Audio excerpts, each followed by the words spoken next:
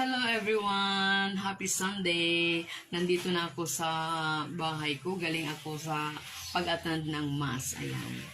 Ako'y magluluto. Nandito ako sa kusina mga friends. Ako'y magluluto ng gulay lang.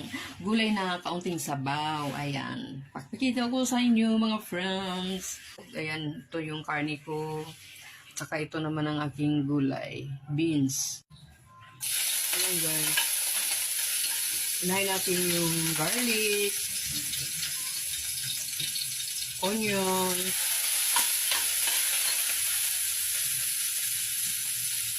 garlic,